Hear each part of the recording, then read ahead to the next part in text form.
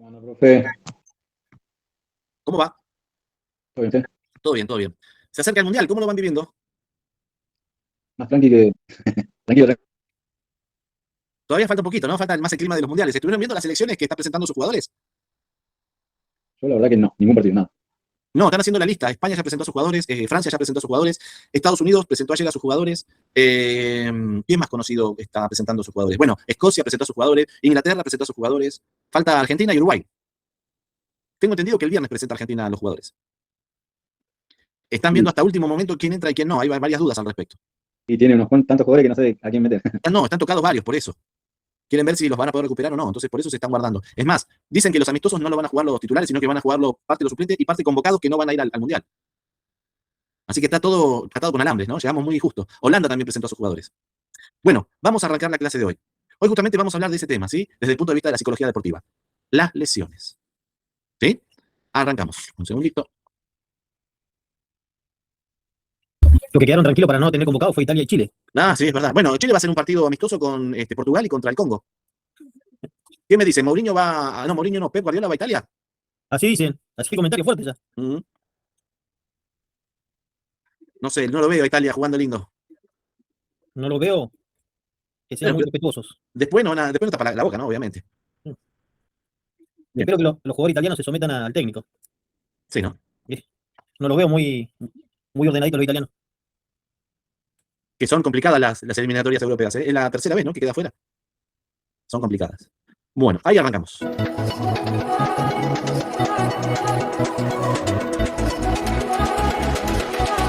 Mediante la exposición podamos hacer preguntas, algún tipo de reflexiones en torno al tema del día de hoy. El día de hoy, pues yo como ya lo dije, vamos a hablar acerca de la psicología de las lesiones. Tema que a mi parecer y también con mi experiencia ha sido tratado, muy poco tratado. Entonces es por eso que una de las preocupaciones como psicólogo del deporte es trabajar en la rehabilitación, bueno, antes de la rehabilitación, trabajar en la prevención, en el tratamiento y en el regreso de las lesiones. Y obviamente esto será de manera y desde la parte psicológica, porque como ya lo dije en un primer momento, es algo que está descuidado, es decir, no hay prevención de lesiones. Vamos a ver aspectos, cuáles son estos aspectos que pueden propiciar una lesión, obviamente para poder evitarlos, pero ¿qué sucede si ya se provocó la lesión? También ahí, además, obviamente, de la lesión física, pues vamos a tener también un problema psicológico que va acompañado directamente con la lesión y así también en el regreso. Cuando estamos ya rehabilitados, cuando ya tomamos la terapia pertinente, necesita haber también un acompañamiento psicológico. Y esto es exactamente a lo que nos vamos a referir el día de hoy. Vamos a platicar de todos estos aspectos y también, como ya dije, esperamos la interacción, tener con ustedes, leer sus mensajes, leer sus dudas, leer sus comentarios en relación a esto. Bien, entonces, sin mayor preámbulo, quiero compartirles la presentación que preparé el día de hoy. Entonces, bueno, nuevamente, Psicología de las Lesiones. Soy el psicólogo César Belmonte Ríos. Y bueno, pues vamos a iniciar. La lesión, como ya dije, la lesión deportiva tiene relevancia, no solamente por la influencia que tiene en el rendimiento, sino también por las consecuencias personales y además las sociales que rodean, ¿sí? Entre las que se encuentran, según José María Buceta, cambio del entorno deportivo. Es decir, cuando se produce la lesión, hay un cambio, obviamente, es un cambio obvio en relación a toda la dinámica que tenemos deportivamente hablando. Y bueno, también se afectan algunos otros momentos, algunas otras áreas de nuestra vida. Por ejemplo, aquí ponemos los reajustes, cambios de posiciones que repercuten en compañeros. Es decir, sobre todo, si practicamos algún tipo de deporte de conjunto, algún tipo de lesión de alguna persona que cubre algún rol dentro del grupo, obviamente va a haber una repercusión ahí. Esto se refiere a estas repercusiones que hay en cuanto a los compañeros y obviamente en lo propio. Y también, por obvias razones, hay una interrupción o limitación de las actividades. Bueno, ya decía ahorita de las actividades extradeportivas, hablando en el caso de deportistas universitarios, pues obviamente la ida a la escuela, obviamente también dependiendo del grado de gravedad de la lesión, ¿sí? Al trabajo, a los centros de estudio, estas actividades se limitan. Además, obviamente, en la parte deportiva. En general, va a haber cambios en la vida personal y familiar. Eso es un hecho. Y entonces cada uno de nosotros podamos ir ahorita pensando cuáles son esos cambios que se han tenido cuando hemos estado lesionados.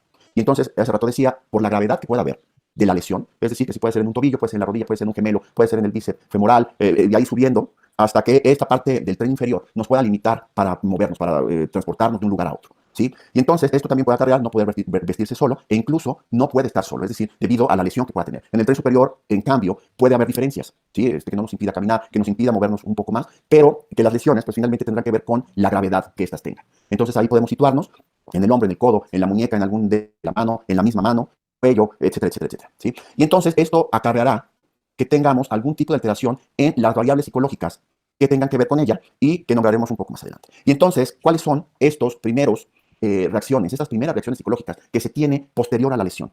Entonces podemos hablar de mayor irritabilidad, hostilidad, pensamientos negativos y tristeza. Aquí quiero hacer un énfasis importante, en donde finalmente el lesionarse, y vamos a tomar en cuenta el estilo de vida de un deportista. Y el estilo de vida de un deportista es ir a la escuela, es ir a entrenar, es salir de entrenar y realizar las tareas pues, domésticas también, pero también las tareas escolares.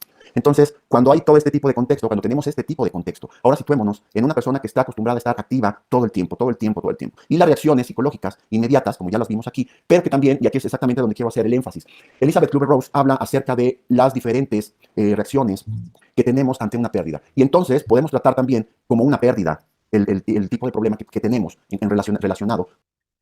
Elizabeth Kübler-Ross fue una psiquiatra que trataba a los pacientes moribundos. Ella se dio cuenta que cuando un paciente tenía un diagnóstico crónico, los médicos no le daban más pelota. ¿Por qué? Porque pasaba algo psicológicamente, que es que un médico trabaja para curar pacientes. Entonces, en el momento que ella empezó a entender esta dinámica de que había pacientes que eran terminales y que los médicos se desentendían de tratar a estos pacientes, ella empezó a tratarlos. Empezó a tratarlos desde el punto de vista psiquiátrico, ¿no? Porque ella era psiquiatra. Entonces, ella desarrolló toda una teoría relacionada con el tema de los pacientes terminales y justamente hablaba de los duelos. Un paciente terminal tiene que aceptar que se va a morir. Entonces ella acompañaba a este paciente en toda la situación de su enfermedad, su patología, en una situación difícil, dura, que era el hecho de la aceptación de la muerte. Y ella desarrolla entonces un libro que habla de las etapas del duelo. La primera y la más difícil es la negación, ¿no? Los pacientes tienden a querer no creer que les va a pasar esto. Obviamente luego de esta etapa de la negación viene el enojo, la tristeza, la frustración y todas las emociones negativas, obviamente porque es un proceso que tiene el paciente terminal para poder aceptar su situación. Como última instancia, obviamente hablando de la gravedad de la enfermedad, ¿no? Cuando hablamos de pacientes que son crónicos y que tienen muchos meses para evolucionar en su patología, llegan a un momento en donde pueden aceptar esta situación, ¿sí? Entonces es importante esto que está diciendo el colega, porque se tomó ese concepto de duelos de Elizabeth Kübler-Ross para aplicarlo a la situación de rehabilitación. O sea, lo que nos dice cuando perdemos a una persona o cuando tenemos una lesión es justamente que en este caso el jugador va a pasar por todas estas etapas: la negación, el miedo, el enojo, hasta que llega a la aceptación. En el mejor caso, cuando llega a la aceptación, si esa lesión no le permite recuperar su condición de jugador, una buena adaptación a la realidad sería ver de qué forma ese jugador se convierte en alguien o que hace otra actividad ajena al fútbol o queda conectado con el fútbol, ¿no? Muchos jugadores, por ejemplo, el caso de Gago, que se lesionó tantas veces que, digamos, de alguna forma el fútbol no le permitió que se pueda mostrar como él quería, pero logró a través del ser entrenador reconvertirse, ¿sí? Y estar desde otro lugar. Y uno cuando lo escucha a Gago hablando de las lesiones, podemos decir que el tipo es un referente en eso porque las ha vivido y tiene mucha experiencia al respecto y tiene esta mirada de poder entender a la persona que se lesiona y poder contenerlo o poder asesorarlo o poder orientarlo porque él en eso ha tenido la experiencia de haber tenido varios procesos de lesiones. Y también está la persona que se retira del fútbol, ¿sí? Por ejemplo, el caso de Palermo. Palermo se retiró bien del fútbol, o no sé, el caso de Gallardo, o el caso de Ramón Díaz, ¿sí? Jugadores que se retiraron bien del fútbol, no tuvieron una lesión que les condicionó la vida y pudieron seguir a través del duelo que hicieron, una vez que, digamos, la condición de futbolista por una cuestión cronológica ya no la podían seguir sosteniendo, pudieron sostener su relación con el fútbol, haciendo este duelo y reconvirtiéndose en entrenadores de fútbol, ¿sí? Es un ejemplo nada más de lo que implica el duelo. Bien, seguimos. Disculpe que me haya ido por las nubes, pero era importante que ustedes tengan esta con una lesión. idea. Entonces, además de esta irritabilidad, de esta hostilidad, de estos pensamientos negativos, que de aquí se desprende exactamente cuando nosotros negamos. Es decir, la primera reacción que puede haber es la negación. No es posible. ¿Cómo es posible que yo me haya lesionado? Cuando iba bien en mis entrenamientos, cuando iba bien en mis competiciones, cuando estaba subiendo mi nivel, entonces viene la lesión. Pero que estas también, como vamos a ver más adelante, pueden estar causadas por diferentes factores que, bueno, vamos a enumerar, pero que también necesitamos tener en cuenta. Hace rato, en el inicio, hablaba acerca de 3 momentos. La parte preventiva, la parte en donde donde se produce la lesión y la parte posterior a la lesión. Y entonces en cada una de ellas podamos tener diferentes y variados, además, estados psicológicos que necesitamos identificar, pero además no quedarnos solamente en la identificación, sino también poderlos tratar. Bien. Entonces, desde el punto de vista psicológico, podemos plantear el siguiente esquema, como punto de partida en la descripción de factores psicológicos relacionados con la lesión. Entonces, a veces pareciera que la lesión viene de manera fortuita. A veces incluso el entrenador, el mismo deportista piensa que pues, es mala suerte. Que viene simplemente pues porque me descuidé y entonces vino la lesión, ¿sí? Obviamente tendremos que ver también la parte de la preparación, que es otra parte medular dentro de todo esto, es decir, la preparación, me refiero a todo el trabajo físico, técnico y táctico, obviamente, que se hacen, pero sobre todo el físico y saber si todo está bien medido, todo está bien trabajado, de modo tal que esto también pueda evitar algún tipo de lesión. Y entonces, en este esquema inicial de la relación entre la lesión deportiva y los factores psicológicos, vamos a tener aquí, y además esto se va a volver importante donde tenemos que sumergirnos un poco en ello para saber cuáles son los aspectos psicológicos y de vulnerabilidad que pueda tener los deportistas. Y obviamente también todos quienes componemos el equipo deportivo. Todos estos aspectos psicológicos, por eso hablo de sumergirnos, porque pues obviamente para saberlos necesitamos conocerlos, necesitamos saber cuáles son todas esas variables psicológicas que están dentro del entrenamiento deportivo, pero no solamente dentro del entrenamiento, sino también dentro de la competición. Estos aspectos psicológicos y de vulnerabilidad, como ya lo dije, necesitamos identificarlos, tenerlos en cuenta para saber por qué y además de la gravedad de la lesión deportiva. Cuando tenemos lesiones deportivas, insisto, no son fortuitas. Tiene un antecedente que cuando desde el aspecto psicológico vamos teniendo la regresión hasta llegar a la lesión, podemos identificar cuáles son estos aspectos psicológicos y que en algún momento estuvimos siendo vulnerables para que se presentara la lesión. Una de las partes que nosotros, como psicólogos del deporte, necesario tener estos aspectos para poder, de cierta manera, prevenir las lesiones y que además la dinámica que se da durante los entrenamientos podamos nosotros mediarlas de manera tal que podamos evitar esta lesión. Y, como ya lo he estado diciendo en el transcurso de este tiempo, ¿cuáles serían las consecuencias psicológicas que acarrea esta lesión deportiva? Ella decía y citaba a Elizabeth Kübler-Ross, en donde ella nos habla de 5 etapas de reacciones psicológicas que tenemos ante una pérdida. Y también, como ya lo dije, la lesión deportiva constituye una pérdida en ámbitos, obviamente, de entrenamiento, en ámbitos escolares, en ámbitos familiares. Entonces, estas consecuencias psicológicas nos van a traer eso. Y aquí, sobre todo, que desafortunadamente, en muchos casos, es donde empezamos a intervenir en esta consecuencia psicológica que existe posterior a la lesión. Bien, ¿cuáles son entonces? Y vamos a platicar acerca de estas variables psicológicas y la vulnerabilidad a la lesión deportiva. Es decir, si nos vamos hacia atrás, ¿cuáles son estas variables que inciden? Y saber cuáles de nuestros deportistas pueden ser vulnerables a esta lesión. Y entonces hablemos de y citemos los estudios que ha habido desde los años 70 entre estas variables psicológicas y las lesiones, que han aumentado notablemente en los últimos años, intentando analizar la influencia de los factores psicológicos en la vulnerabilidad del deportista a lesionarse. Entonces, para esto, ¿cuáles son estas variables psicológicas que han sido mayormente estudiadas para que se dé esta vulnerabilidad psicológica? Y entonces tenemos en un primer momento a la ansiedad competitiva. Esta ansiedad competitiva que todos sabemos, todos quienes hemos competido, y no solamente quienes hemos competido, en ámbitos fuera del deporte, sabemos que hay una ansiedad previa a iniciar una clase, previa a iniciar un trabajo, previa a iniciar una exposición. Y entonces esta ansiedad competitiva, ¿qué es lo que hace regularmente? Desde la parte psicológica, obviamente empieza a tener algún tipo de pensamientos invasivos que tienen que ver con no lo voy a hacer bien, y si me pasa esto, y bueno, ¿qué pasa si se va la luz? ¿Qué pasa si mi presentación no les gusta? Y entonces inmediatamente eso hace que estos pensamientos incidan directamente en todo el aspecto fisiológico. Y entonces el corazón late más rápido, la sangre empieza a bombear obviamente de manera más rápida, la respiración se agita, y esta ansiedad precompetitiva también hace que nuestros músculos se puedan tensar.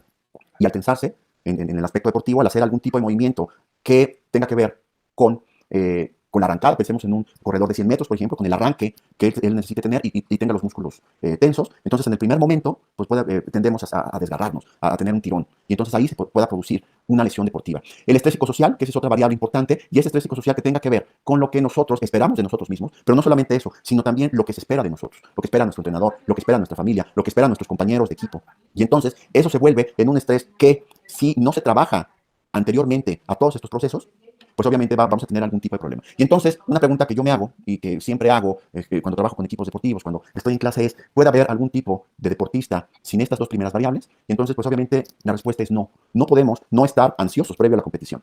Pero sí podemos, lo que sí podemos es descubrir y tratar cuál sería entonces nuestros estados ideales de rendimiento. Y con estos estados ideales de rendimiento tiene que ver no solamente con pensamientos, tiene que ver con emociones y también con estados fisiológicos, que a medida que nosotros los vamos trabajando, tendemos a disminuir algún riesgo de lesión. Entonces, ahí la importancia del trabajo psicológico, que no solamente tendrá que ver, bueno, que sí tiene que ver, pero no necesariamente y exclusivamente con el échale ganas, con la parte motivacional, sino que tiene que ver con una serie de pasos, una serie de variables y una serie también de programas psicológicos que nos ayuden a disminuir tanto el estrés como la ansiedad competitiva y el estrés psicosocial. Otra de las partes importantes y otra variable que también juega un papel importante es la motivación. La motivación, y ahora, por ejemplo, durante la pandemia, durante el confinamiento, la motivación también puede verse afectada por momentos durante mi entrenamiento. Y entonces puedo usar la parte motivacional baja como un pretexto para poder lesionarme. Esto pareciera incluso contradictorio, sin embargo no lo es. A medida que haya poca motivación, pues obviamente la tendencia que yo tengo es a faltar a entrenar, por ejemplo, ahora con todos estos entrenamientos en línea, y entonces la motivación disminuye. Pero ¿qué sucede también cuando hay exceso de motivación? Entonces cuando hay exceso de motivación también tendemos a querer hacer cosas de más, cosas que se nos salen, cosas que no hemos practicado. Y entonces esa motivación también pueda propiciar que nos podamos lesionar. Y obviamente también tendrá, y lo obvio, porque la autoconfianza que tengamos como esta variable psicológica importante del día a día, de mi entrenamiento cotidiano, de mi entrenamiento diario, de los resultados que he tenido en mis competiciones, estas también pues obviamente van a nutrir la autoconfianza. Y cuando disminuye la autoconfianza, que es algo muy similar a la motivación, entonces baja la autoconfianza y también tengo pensamientos negativos, emociones negativas que puedan hacer que en un descuido yo pueda lesionarme. Y estas lesiones, como ya dije, tronco, tren inferior, tren superior, puede ser obviamente dependiendo del deporte que estemos practicando. Esa es otra parte y otra variable importante dentro de todo esto. Bien, la mayor parte de los trabajos indican el estrés como factor principal que, relacionado con otras variables, aumentan la probabilidad de lesión. Entonces, si todos estos estudios que se han hecho previos a las lesiones tendrán que ver con el estrés en su mayoría. Necesitamos nosotros como psicólogos, nosotros también apoyar, asesorar a quienes estén detrás de las preparaciones, el trabajo con el estrés. Y entonces, en esta variable, necesitamos hacer todo un trabajo previo a evitar que el estrés esté presente y los umbrales sean superiores o muy altos para poder competir. Por lo que parece fundamental el estudio de las situaciones potencialmente más estresantes y las consecuencias del propio estrés. Entonces, como ya dije, y quiero ser muy enfático en esto, en donde el trabajo previo, el trabajo mental, el trabajo psicológico, el trabajo emocional, previo a que suceda la lesión, es y se va a volver muy importante. Y entonces, el entrenador, en caso que no haya un psicólogo disponible en nuestras organizaciones, también es tarea importante del entrenador poder ser observador, capacitarse obviamente en la psicología del deporte para poder ser sensible de lo que está sucediendo en los atletas, en los deportistas, para también poder predecir y entonces darle variaciones a los entrenamientos. Bien, en el contexto del deporte de rendimiento, los deportistas se enfrentan a situaciones como disciplina del equipo o del club al que pertenecen, la necesidad de resultados y las continuas exigencias de mejora. Entonces aquí obviamente podemos desglosar como estas situaciones de presión que podemos tener en torno a la cuestión disciplinar, por ejemplo, o lo que tenga que ver con la necesidad de resultados. Es decir, todos los deportistas de alto rendimiento, el deporte de rendimiento necesita unos resultados, necesita resultados. Entonces ahí nuevamente el factor, la variable estrés vuelve a estar presente. Y entonces, ¿qué es lo que sucede regularmente? Y aquí es donde quiero interactuar con ustedes, donde ustedes puedan estar pensando, imaginando, qué es lo que sucede cuando yo necesito resultados, cuando yo necesito dar algún tipo de mejor resultado del que ha pasado anteriormente. Entonces, inmediatamente viene la presión y entramos nuevamente en este proceso del que hablé antes. Vienen pensamientos, estos pensamientos pueden ser negativos, esos pensamientos a su vez repercuten en mi emoción, la emoción inmediatamente repercute en que el estado fisiológico se altera, el corazón bombea, la sangre, etcétera, etcétera, y entonces todo eso nos prepara, que es un proceso fisiológico, creo yo, muy conocido por todos nosotros, del estrés, y entonces nos prepara para enfrentar, nos prepara para huir, ¿sí? Y entonces todo esto, esta necesidad de resultados, se vuelve en algo importante, pero que a su vez se vuelve en algo que nos presiona. Y entonces, que esto va relacionado con estas continuas exigencias de mejora en mi rendimiento, en donde yo necesito hacer mejor las cosas, necesito dar mejores resultados. Y entonces, esto hace, nuevamente, todo este proceso fisiológico y que tendemos a lesionados, ¿sí? Hace rato decía, y esto es algo que creo que es importante de tener en cuenta, que los músculos se tensan. Entonces, si no tenemos ese estado ideal, ese momento ideal en donde nosotros estamos preparados, listos, sí, con un poco de estrés, con ese grado de estrés necesario para poder hacer lo que necesitamos hacer. Bien. Y por otro lado, y obviamente no dejando de un lado, el ejercicio físico para la salud, el ejercicio, la actividad física, las personas también enfrentan situaciones estresantes, sobre todo, en este caso, ya en conferencias, cuando hemos estado aquí compartiendo este espacio, hemos hablado acerca de la adherencia al ejercicio físico, a la actividad física. Y entonces, esto también puede provocarnos algún tipo de estrés relacionado exactamente con esto. Por ejemplo, de cumplir tareas previstas, conciliar la actividad deportiva con la familiar, la laboral y muchos aspectos otros que tienen que ver con una acertada planificación y un correcto establecimiento de objetivos. Y entonces, con esto, de manera inconsciente, pareciera a veces que cuando hablo de las partes inconscientes, sea como algo mágico, como algo fortuito. Sin embargo, no lo es, porque estas partes inconscientes también juegan y que esto, la presión de adherirme al entrenamiento, la presión de acabar mi entrenamiento para poder ir a hacer mis actividades cotidianas, pueden estarme, que ahí aparece nuevamente la variable estrés, y esto haga que inconscientemente me tuerza un tobillo. Y entonces voy distraído, caminando o corriendo, y hay una piedra, hay un hoyo que yo puedo estar ahí pisando, y entonces eso me ayude de cierta manera a justificar el hecho que no voy a hacer ejercicio una semana porque me torcí el tobillo. Entonces tuve un esguince de primer grado que no representa ninguna gravedad, pero que sin embargo no me permite hacer la actividad que estaba desarrollando. Entonces obviamente todo esto pues habrá que ampliarlo, habrá que rascarlo un poco más, llegar a la parte más baja para poder descubrir exactamente qué es lo que está sucediendo, porque pues obviamente todos nosotros aquí tenemos historias. Ahora, los modelos teóricos que explican la relación entre estrés y la lesión son fundamentalmente dos. Este sería la teoría de los déficits atencionales, que es muy similar a esto de lo que les estaba hablando. Yo estoy pensando en cosas diferentes y de repente hay un golpe, hay una caída, hay un hoyo que no vi, hay una piedra que no vi, me estrellé con un compañero, y entonces que tenga que ver con una cuestión atencional. Y también, como ya les decía, el aumento de la tensión muscular que existe. Y esto sería importante, muy importante, que cada uno de quienes practican deporte, de cada uno de los entrenadores, incluso con entrenadores, saber cuáles son esos grados en el momento en donde estamos tensos de alguna parte del cuerpo y no nos hemos dado cuenta. Y a veces esa tensión nos acompaña ya desde hace mucho tiempo y lo vemos como algo natural. Y que lo natural entonces sería sentirse bien, no sentirse tenso. Eso sería lo natural. Y entonces hay diferentes estudios y que también nosotros lo podemos comprobar, que el estrés reduce nuestra tensión periférica. Esto es algo que seguramente todos quienes nos están viendo, con quienes compartimos este espacio, cuando estamos estresados o ansiosos, disminuye nuestra atención. Entonces podamos tener una visión de 180 grados, viendo yo de frente, pero también puedo de reojo tener atención, pero cuando tengo estrés, ansiedad, se va reduciendo esta atención. Y entonces las partes que a veces veo se me puedan perder. Y entonces esta reducción de enfoque atencional pueda provocar estos problemas, estas lesiones que pues obviamente nunca esperamos.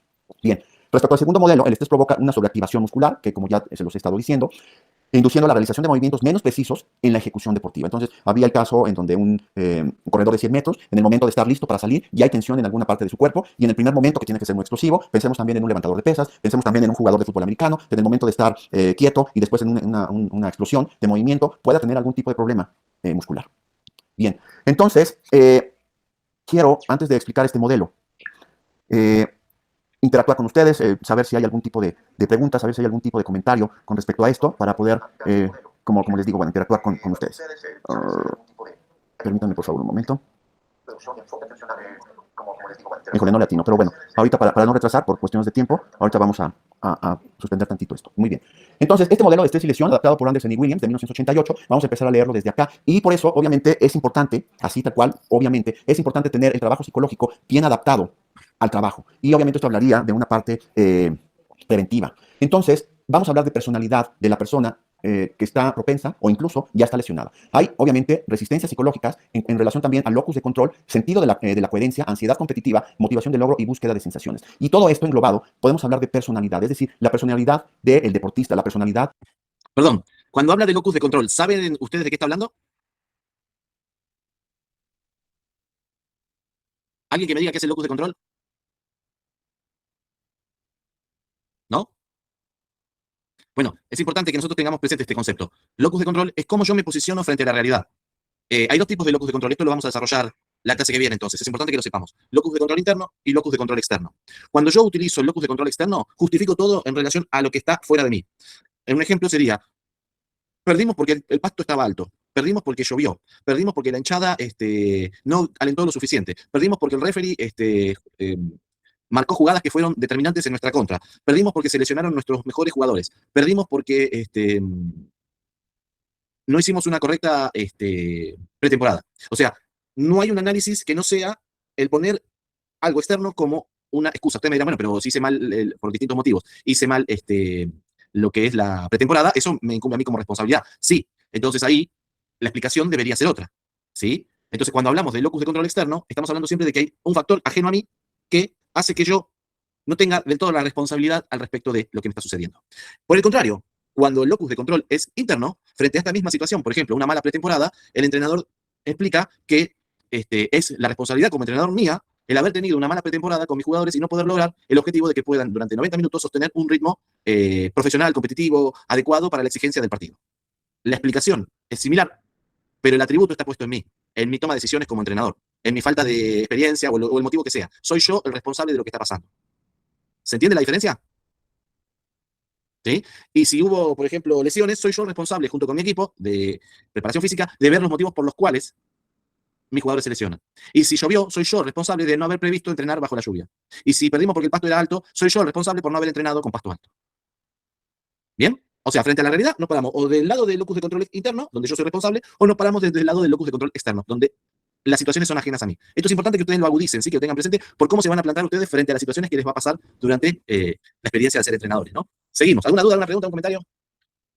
Seguimos. Del entrenador.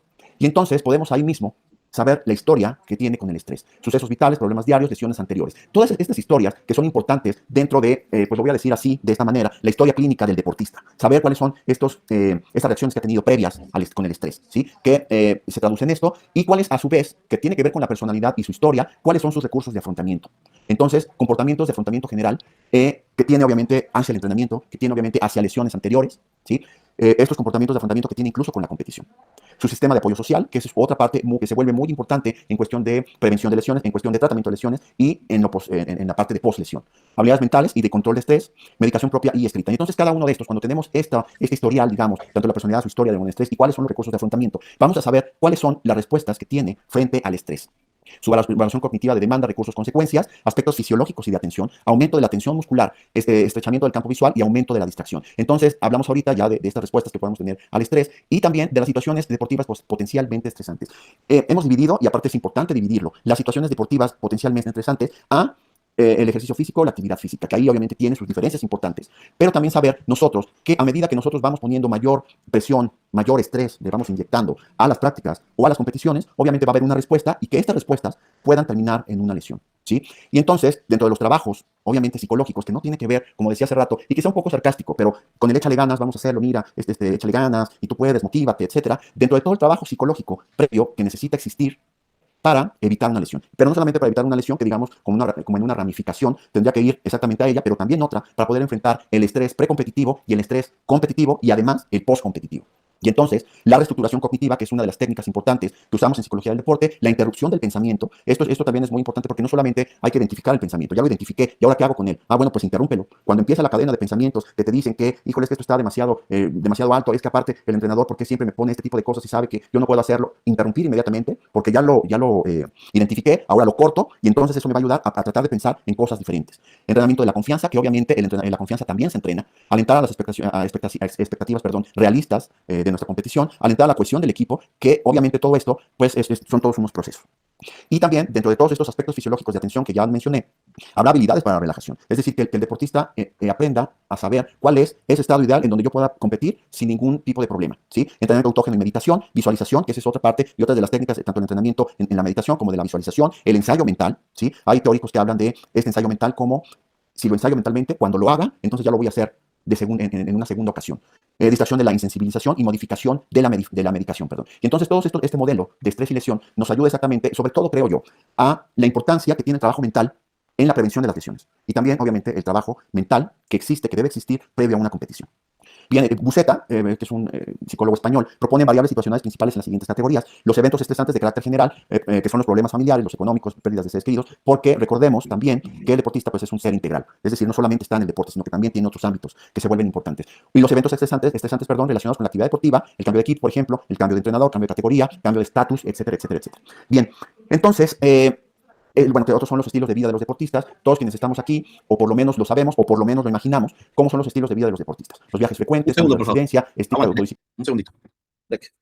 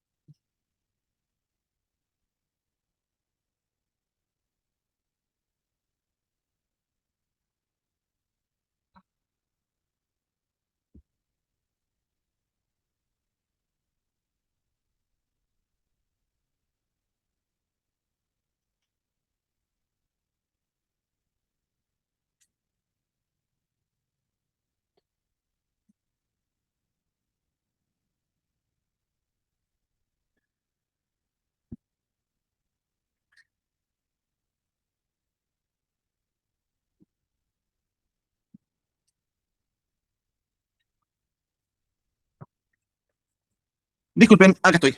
Bueno, estábamos terminando el concepto de el colega sobre cuáles son los estresores que pueden llegar a provocar estas lesiones. Estábamos viendo cómo, entre otras cosas, el estilo de vida, lo terminamos de ver y ya terminamos la clase. Disculpen la demora. Y que en un deportista universitario, por ejemplo, pues tiene que ver también con ir a la escuela, cumplir con la escuela, tener buenas calificaciones y además de eso rendir de manera adecuada en el deporte. Demandas específicas del entrenamiento, como ya lo hablamos, continuas exigencias de mejora, sobre esfuerzo constante, evaluación permanente, etcétera, etcétera. Demandas específicas de la competición y esto tendrá que ver con incertidumbre respecto al resultado. Entonces vivimos tiempos de incertidumbre, eso es un hecho, ¿no? Y yo creo que se ha agudizado ahora con la pandemia, con esta incertidumbre, y esta incertidumbre también obviamente pues, puede provocar algún tipo de lesión.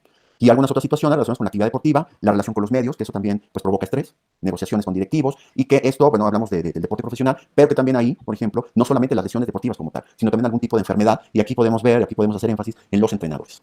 Bien, tema específico, factores asociados a la ocurrencia de lesiones anteriores, movimientos o acciones de especial riesgo físico. Y entonces aquí, obviamente, el trabajo post-lesión se vuelve fundamental en el trabajo con los deportistas. Bien, entonces, para ir cerrando ya, ¿cómo sería entonces la intervención psicológica para la prevención de lesiones? Las medidas psicológicas de cara a la prevención de lesiones deben ir encaminadas fundamentalmente a la reducción del estrés, ¿sí? Una de las formas de control del estrés por parte del deportista es el aprendizaje de estrategias de afrontamiento, bueno, como ya les decía, reducción del estrés, y estrategias de afrontamiento o el desarrollo de habilidades psicológicas básicas, que en muchos casos son las que se utilizan para la ejecución deportiva. Entonces, esto pues se vuelve importante, se vuelve vital, se vuelve fundamental el trabajo mental con el rendimiento deportivo. Es algo que, bueno, ya en las épocas que vivimos, el trabajo físico, el trabajo técnico, el trabajo táctico, estratégico y el trabajo mental complementan el rendimiento deportivo. Entonces, dejarlo a un lado sería... pues se vuelve de cierta manera una locura. Bien, entonces, ahora ya pude entrar aquí. Saludos, Carlos Arturo. Hasta acá entonces. Fue una explicación vasta, ¿no? Donde tocó todas las cuestiones que hacen a los factores que pueden llegar a provocar entonces una lesión. A tener en cuenta entonces la gestión emocional como uno de los aspectos más importantes, entender cuando un paciente no, un jugador está frustrado, está enojado, está estresado.